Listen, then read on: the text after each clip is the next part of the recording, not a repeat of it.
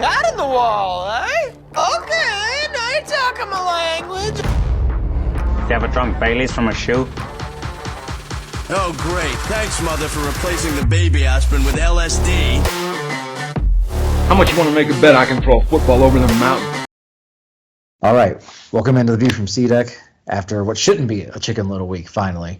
As the Buckeyes look good, stomping down on Western Kentucky, getting ready for Notre Dame, coming in on a high note. I'm just Matt. This is the Dyerwolf. And we both were probably feeling a little better after Saturday, not having to go home and yell at our kids and just enjoying life after an easy victory, especially once the second quarter explosion happened for the Buckeyes. What were you thinking watching all those long touchdowns finally coming out of the offense, Casey? It felt like last year, to be honest with you. I mean, it really did. I mean, that first quarter, I was a little nervous. We were actually about to go to a party at my wife's boss's house, so I was like going to time it out, right, to leave like maybe a minute or two before halftime so I wouldn't really miss much. And then we just kept scoring and kept scoring. I couldn't stop watching it, so I missed a little bit of the second half, but it wasn't a big deal. Yeah. We missed a little bit at the end of the game. I saw basically everything I wanted to see in that game, aside from the DNs getting to the quarterback. But maybe that's just going to be how our defense is. They did pressure him a decent amount of time. They made him hurry up. They couldn't really get home. It's the one thing that was lacking. Right, I think that's what they are. I think you're right. At least the starters. Kenyatta Jackson's explosion off the bench intrigued me, I guess is how I'd put it. But I don't think he's going to play a lot because it seems like they're going to roll with the two starters. Yeah, that's the only thing that I didn't see. I'm going to start with Travion, I think, because we crapped on that dude last year and after the Indiana game. And a lot of Buckeye Nation was questioning, is this really the guy? Like, maybe we should just move on from him. And then it's like, I swear, that jump, the hurdle last week, it was a 2-yard gain, and he was fired up, though, after he did it. It's like the confidence just switched back on. Like, everything he's doing is correct now. He's, like, even willing to go, like, he's bouncing it when he should bounce it, cutting when he should cut, turning on the Jets. He looks like a Heisman Trophy candidate right now. And if he can play like this against Notre Dame now, O-line's going to have a lot to do with it, and that was a really bad run defense we played against this week. But it just looks right. Yeah. I mean, the way I keep thinking about it is I don't want to overreact to dominating, but, I mean, we just hadn't looked good the last couple weeks, and it would have felt a whole lot different if this was like 38 to 10 or something. I'd be real nervous right now, but it's just like I think we hit our stride at the perfect moment. Yes, it was a terrible rush defense, but, I mean, they took advantage of it. It should have been a terrible rush defense against Youngstown State, and they didn't look great. So yeah, we still only ran for like 204 yards. So if that's like the peak we're going to see, I think it's safe to say we're not going to average the 200 this year. We're just going to make it tough to close out games. But at least we finally did something. And like, it's kind of funny that now Chip Trainum he's the number 2 back. I think it's no doubt. Yeah. Mayan, I heard he's banged up in camp, so maybe that has something to do with it, but it's kind of crazy that he's basically out of the picture now, except for in cleanup and garbage time. I actually didn't even remember seeing him. I saw Chip most of the time when it wasn't Henderson, and then when Brown came in, it was Evan Pryor, right? Yeah, he played a little bit before that, and he got 5 carries. Mine did. It was probably while I was like in transit. Yeah. Moving on to Kyle McCord, though, the quarterback, which I guess is probably a little more important. Did all you could ask except for taking that sack, which is just trying to do too much, probably. A little too comfortable back there. Don't love they didn't feel the pressure because we've seen that a lot from Ohio State quarterbacks, even under Day. CJ's about the only one I remember that could feel it and actually move out of the way. But that's his only weakness. That's fine. And he certainly looks good on deep ball, but the touch on his throws and the placement, you're right. That's where it looked more like last year. where CJ just would put it exactly where it's supposed to be, exactly when. And he was doing that. Some nice throws to Emeka especially, and obviously the deep ball to Marv, although that was even underthrown a bit because Marvin smoked his guy so bad. Yeah, that one didn't need to be perfect, though, as long as it wasn't terrible. But, yeah, I mean, I'm not saying in any way he's going to be a Heisman finalist or first-round pick like we've been accustomed to. But if you look back, Stroud, it took him he didn't look good in his first 2 starts, and then his third one is where it really took off. So maybe this is a sign of what's to come. Again, he's not gonna be thrown for 50 touchdowns or anything like that, I don't think. But if he plays like he did that last week, then I think we're more than capable of getting everything we want to do this year. I think what we're hoping for him is like kind of Mac Jones. I'm saying that because I'm watching the Patriots game right before you called me, but like the guys are going to get open, just hit them, and you don't have to be crazy other than that. And he was able to do that, and he's been progressively getting better, like statistically and just watching him, it's been progressively better. So, but it'll be a whole different test this coming week. We'll talk about that later, but it's nice to see that he's building confidence and building on his play. The O-line, much better than they have been, but again, they're playing like easily the worst front they're going to play all year, besides maybe Youngstown State was. So don't know if we can tell you they're fixed or not, but at least it wasn't a bad performance. Yeah, they basically every position group improved outside of like the linebackers have just been good all year, and the defensive backs they're about the same. Too. Yeah, the corners have been great, and safeties have been mostly good, but some bad. Yeah, you're right. That's been nice to see. Defensively, I don't know what we get. I mean, we played a really good offense statistically, but they didn't look like a great offense to me a lot of the time. Like after that first like quarter and a half where they did look like a great offense, man, their screen game was on point. I wish we had something like that in our arsenal. Our wide receiver screens could use a little work like that. That touchdown. Oh, touchdown was, I mean, that play came out so quick and was blocked so well, and the dude just took it. Yeah, it was awesome. Oh, yeah, real quick, though. I was thinking about something you and I talked about during the game. Our O-line's reaction to finally converting a 3rd and 1, and Carson Hensman especially about blowing his shoulder out, throwing it forward. Oh, yeah. Is that good or bad that we saw that? I don't know. I was like embarrassed for him. Yeah. Oh my God, is this what we've come to? I saw all those memes comparing the Cowboys and Giants game to like the little Giants, like 1 yard. Like that's what it felt like. Yeah, the ice box. All right. Yeah, it's almost as embarrassing as rushing the field as a 24-point favorite, but I digress. Yeah. Oh, is that Colorado? Yeah. Yeah, that's so stupid. Yeah, defense, besides the linebackers, they're on point. The corners, they're on point. Denzel Burke really looks like a first-round pick again. And Igbenison is good and physical and in your pace. Like I see some penalties in his future, but he's fine. Jordan Hancock, rough day. I rather would have just seen. I mean, I know they're playing the spread, and we don't want Sonny on like true slot dot receivers, but I don't think he could have been worse than Hancock was. He did have a forced fumble. He did. It was a good play. It was bad ball security. So you could. That basically saved him from being the worst player of the day. Yeah. Safeties looked okay though for the most part, and yeah, just the problem is the DNs. It's just I think it is what it is. You're right. They're not going to get home much. They're going to get 3 or 4 sacks all year, both of them. They're not first round picks. I just don't see it. I mean, Sawyer obviously. We've talked about his other weaknesses, like holding the edge. JTT.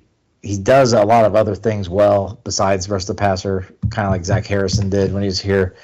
But he's just not getting home ever. And I just don't think it's going to start, especially this coming week against an All-American left tackle. I don't think we're going to suddenly like start getting sacks like crazy, which could be a problem. Defensive line in general, Ty Leak has really come on strong. He's probably the best player in the whole unit right now. Probably either him or Hall. They're both really good. Yeah. And when they get in, Caden Curry and Kenyatta and Mitchell Melton even had a sack, which was nice to see late in the game. Abor, how do you say his name? Amari Aber, yeah. He came on like a freaking missile in that tackle for loss. Mm-hmm. It was good to see him, especially he was hurt earlier in the year too, starting out the year. But it's, I guess, just coming into this Notre Dame game, you want to see everything be perfect, and it's not quite. But you can't complain about a win, 63-10. We haven't beat down a team like that in a while, and felt real good. Yeah, I mean, I saw a stat I was telling you before that, I mean, we've given up 20 points in the first 3 games, and it's the least Ohio State's given up since 75.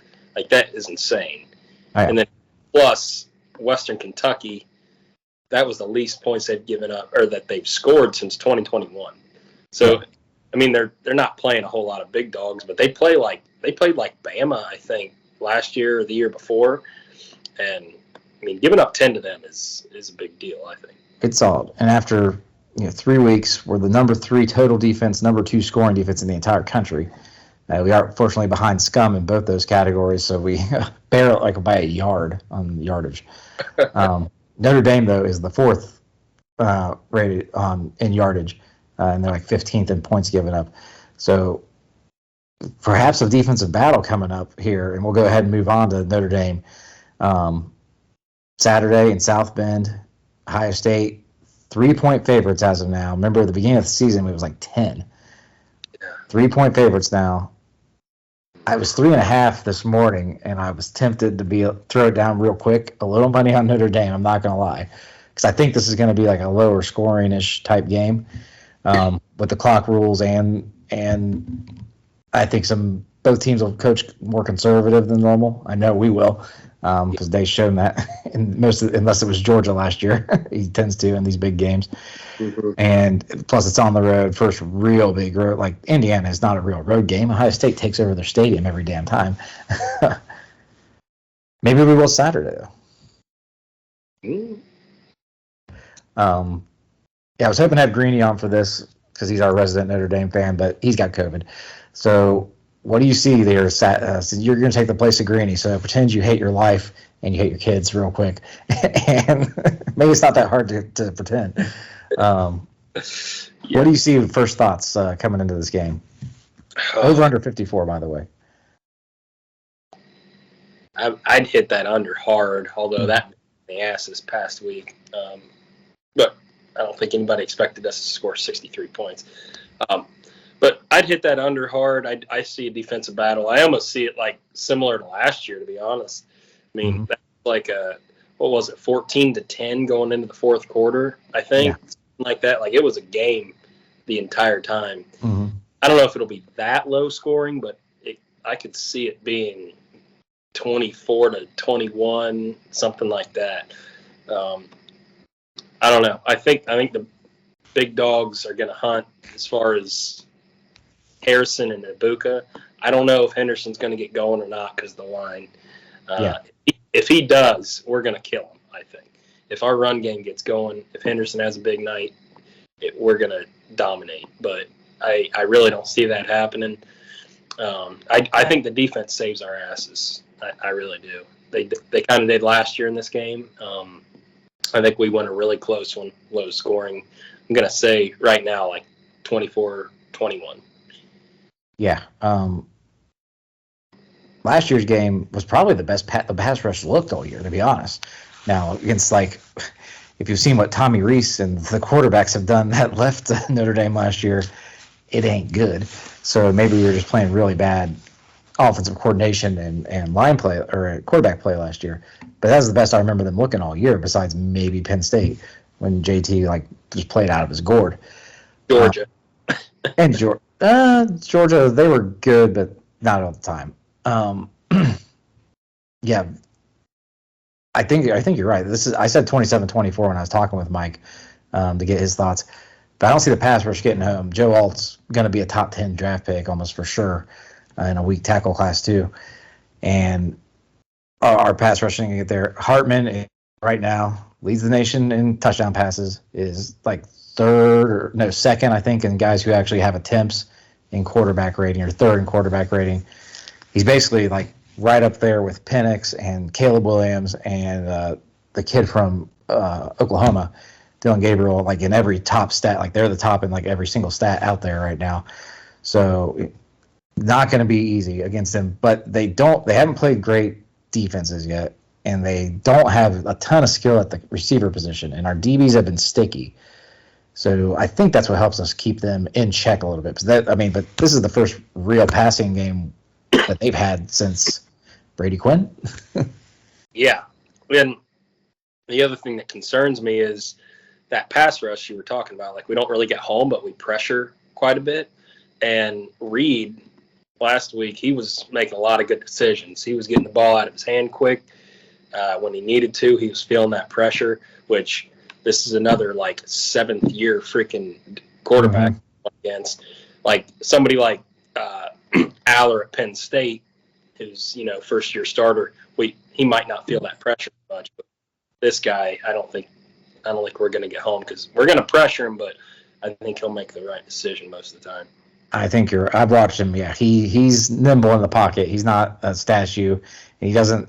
I watched Aller a lot. I watched a lot of that game Saturday, and yeah, you would be totally correct there. He doesn't quite feel it right. He throws a lot off his back foot still, but that's expected when you're a true sophomore. Yeah, he's tough. They have a really quick running back, which worries me in the screen game. If he can get matched up on one of our safeties that we don't want on him, like maybe Ransom, which happened a couple times, or even like Eichenberg, if he gets put on him in a passing situation. I don't like that matchup with Tyree. Their running game's been solid. Their running back runs hard as hell. He ran number 7, Estime. I don't think that's how you say his name. Ran pretty well against us last year. Was effective. I think our run D's a little better this year, just because the conservative way we're playing is making it very difficult to rip off long runs on us. Yeah, I like it. I actually do like it. And Sonny being out there and the type of situations you're going to run these guys. The defensive side of the ball, I like it. Offensive side of the ball, like you said, if we get Travion going, sky's the limit. Yeah. But I don't trust this O-line still. And they're not a great, like Mike told me, he's like, we're not a great D-line. But if your O-line's this bad, he's like, I kind of see a stalemate in the running game. Both sides, they're good. They can be good, but it's probably too much talent on defense or for us, more of a problem on the O-line for that to work. And he's like, it's going to be Harrison against, they have an All-American candidate at corner in Morrison. That's going to be a hell of a matchup. It was last year. Ibuka against the rep, they can focus on Ibuka, I guess, with the rest of their team. So maybe does Cade Stover need to make some huge plays? Last year it was kind of guys we didn't think were going to make big plays. Mayan had a huge game. Does Mayan come out of nowhere, being the third stringer and not getting carries? I think the difference is I think it's going to be a really even game, and just we have probably the two best players on either team in Marvin and Ibuka, and I think maybe they just give us the edge. I'm better than you, and I'm going to rip this out of the air and score. This is going to be the first time in maybe since 2016 or 15 where we have a very clear disadvantage at quarterback, probably. Well, I don't remember ever, except for against, you could say Fields against Trevor Lawrence, but that's even. No, that's even. Yeah. And Mac Jones then that year too, but that's even. Yeah. Yeah. No, Fields is better. Yeah. In college. I guess 17 Baker versus JT. That'd be. I guess in college, yeah. Oh, Baker was definitely better than JT. I love JT and I hate Baker, but he was definitely better than JT in college. Yeah. Win the Heisman. Baker, yeah. Okay. Yeah. Heisman and a pick. This is the worst quarterback situation we've had since I can't even tell you. I like JT more than McCord, but I don't know yet. But McCord's looking better and better. He touch on those. If he throws like he did, if he can hold the confidence, if it looks like the touchdown near the end of the half to Ibuka, that was just a great throw in that 2-minute drill. That was beautiful. If he's throwing like that, we got a real good shot And what I'm leaning towards taking the points with Notre Dame, but I think we eke it out somehow. Like I said, 27-24 should be a push. It may be lower scoring than that, even though. Like I can really see it being tight. So I'm going to say like 24. I'll say 23-21. We win on a last-second field goal by Fielding, who's looked pretty good so far this year as well. Yes, oh my God, my heart can't take that, man. I always said we can afford one loss as long as it's the right team, but this is not the right team. No, because no. They'll have to lose twice, which they could, but they probably. It's not the wrong team because they don't affect our conference stuff. And if we win the Big Ten and go undefeated in the Big Ten, we're in, like no matter what. But you're right. If we, what? Oh, I mean, it would take something crazy that's unprecedented because we're going to be Pac-12 winners in with a one loss, SEC winners in with a one loss, even though maybe they shouldn't be because the SEC is way overrated right now. They are, but they're always. That's the only two conferences I see that are clearly ahead of us. But then Florida State goes undefeated, but they almost lost to freaking Boston College. Go ahead. I'm saying Notre Dame's in over us though if they beat us, so that's the third spot, and then. You got to say Texas is in over us unless they lose 2 games. Maybe not. Now Bama keeps looking like this. Yeah, we may have had the Texas is back moment part due when they beat Notre Dame years ago. Then it turned out Notre Dame was like a 7-6 team that year. Maybe Bama's 8-4 this year. They look like it right now. Like no doubt, they look like an 8-4 team. Maybe 7-5. Maybe that would be amazing. Georgia looked like shit too. Yeah. First tough game of the year for them, too. But, I mean, Bama's up 10-3 with 30 seconds left against South Florida. That's no bueno. They switched out quarterbacks, right? They didn't play Milroe at all, I don't think. So I think it was a little bit of Saban wanting to shut down people who've been shitting on him all year. As Buckner started and was terrible in that game. I didn't realize he started. Okay. Yeah. Oh, yeah. Their first 4 possessions, I think they never had more than like 20 yards on a drive. Punt. 3 points at halftime against South Florida, a South Florida team that played this Western Kentucky team, and lost by 17. So apparently we're going to annihilate Alabama if we want to. Yeah. About to say, they won by a lower margin, so we're going to beat them by 50 points. That'd be great. All right, like I always ask you at the end of these podcasts. Oh, so what's your prediction? You never gave me the actual prediction. The score, 20. So I have. We didn't do the Youngstown game. Then we both got both right last week. The over and the. You took the over, right? Yeah, over and the cover, which we did easily on both. So we're both 3-1 on Buckeye games this year. And I'm definitely hitting the under. What'd you say it was? 54. 4. Yeah. I mean, it sounds insane to predict a score this low, but I could even see it being like 17-13, something like that. That's not what I'm going to say, but I'm not going to be shocked if it's that score. Yeah. I'll go with 24-21. So you're going with the Buckeyes? Yeah. And the push. Well, if I have to bet on it, though, I'm going to bet on the Buckeyes. So lay in the 3. Yeah. But still getting the push. Still predicting the push. Yeah. Predicting the push, but I'd bet on the Buckeyes.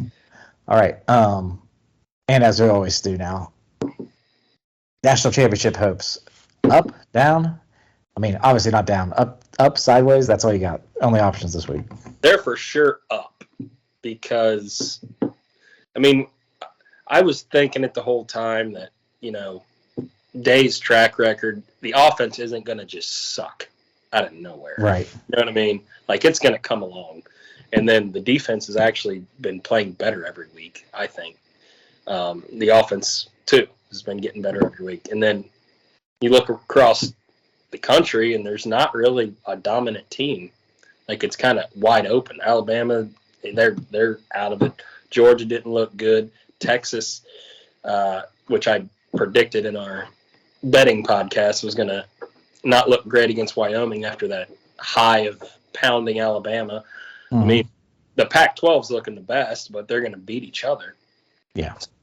I think it's up for both of those factors, that everybody else kind of is looking coming down to earth a little bit, and we've looked that by far the best performance of the season, not even a question. Yeah, it has to be up. Mine's mainly based on Travion. I'm a believer again in Travion, back on the Heisman bandwagon after being off for quite a bit of time. But everything else is like defense. You can't. I mean, it's a good performance against that kind of offense, but it also didn't look amazing at times, and not what I want to see. Like, I don't think the pass rush just is going to be there. So, but can we get away with it? We're going to find out. Notre Dame is exactly. I mean, they're not amazing on the defensive side, like talent-wise in the front. Then they have some injuries at linebacker too.